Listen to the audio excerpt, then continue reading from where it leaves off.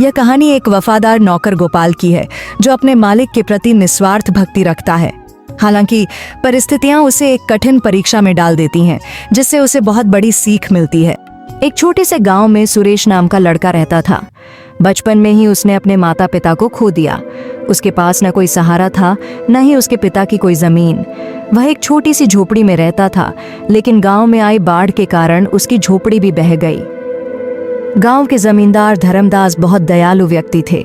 उन्होंने सुरेश पर दया कर उसे अपने यहाँ काम पर रख लिया और रहने के लिए एक झोपड़ी दे दी।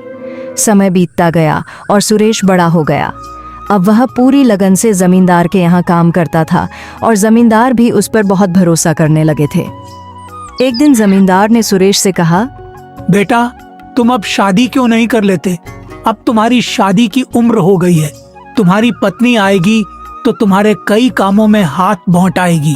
मैं चाहता हूँ कि मेरे जीते जी तुम्हारी शादी हो जाती। क्या जाने कब भगवान का बुलावा आ जाए। सुरेश बोला, मालिक, ऐसा क्यों कह रहे हो? मेरे लिए आप ही सब कुछ हैं। आप जैसा उचित समझे मैं वही करूंगा। जमींदार बोले, मेरी नजर में तुम्हारे लिए एक बहुत अच्छी लड़की है। शादी के खर्च की चिंता मत करना, वह मेरी जिम्मेदारी होगी। सुरेश झिझकते हुए बोला, जो भी आपका निर्णय होगा वह मेरे भले के लिए ही होगा। आप मेरे पिता समान हैं। धर्मदास का बेटा विक्रम यह सब सुन लेता है और गुस्से में अपने पिता के पास आता है। पिताजी, ये आप क्या कर रहे हैं? सुरेश हमारा नौकर है और आप उसकी शादी का खर्च क्यों उठा रहे हैं? धर्मदास ने सख्ती से जवाब दिया, वह मेरा नौकर नहीं, बेटे जैसा है। विक्रम चिढ़कर बोला, आप मेरे पिताजी हैं या उसके? धर्मदास नाराज होकर बोले, जब मैं बीमार था तब कहाँ गया था तुम्हारा अपनापन? तब सुरेश ने मेरी कितनी सेवा की थी।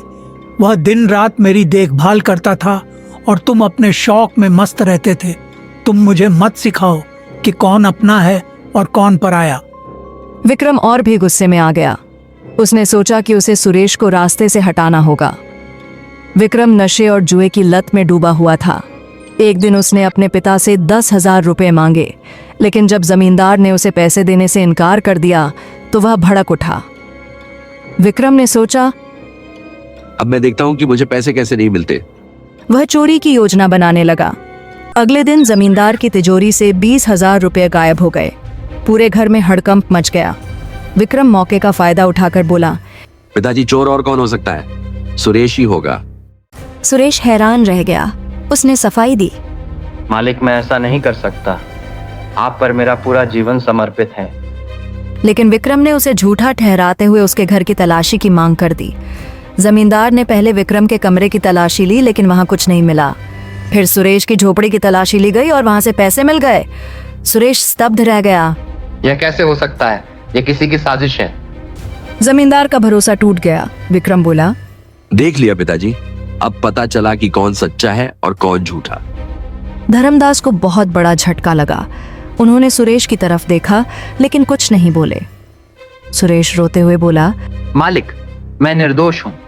मैं आपके लिए जान दे सकता हूँ, पर चोरी नहीं कर सकता।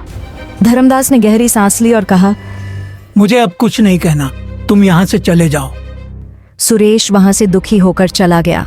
लेकिन गांव के एक बुजुर्ग ने यह सब देख लिया था। उन्होंने जमींदार को बताया कि उन्होंने आधी रात को विक्रम को चुपके से पैसे छुपाते देखा था। धर्मदास को जब यह सच पता चला तो उन्हें बहुत पछतावा हुआ। उन्होंने तुरंत सुरेश को बुलाया और गले से लगा लिया। बेटा, मुझसे बहुत बड़ी गलती हो गई। मैं तुम पर भरोसा नहीं कर सका। विक्रम ही असली चोर है। सुरेश की आंखों में आंसू थे, लेकिन उसने जमींदार से कहा, मालिक, आपको दोषी महसूस करने की जरूरत नहीं। आपके लिए तो मैं जान भी दे सकता हूँ। धर्मदास ने विक्रम को घर से निकाल दिया और उसे अपनी गलती सुधारने का आदेश दिया। विक्रम का झूठ उजागर हो चुका था। गांव के लोग जमींदार के फैसले की सराहना करने लगे। सुरेश को फिर से जमींदार ने अपने साथ रख लिया और उसे अपना उत्तराधिकारी बना लिया। इंसान की असली पहचान उसके कर्मों से होती है, न कि उसकी संपत्ति से।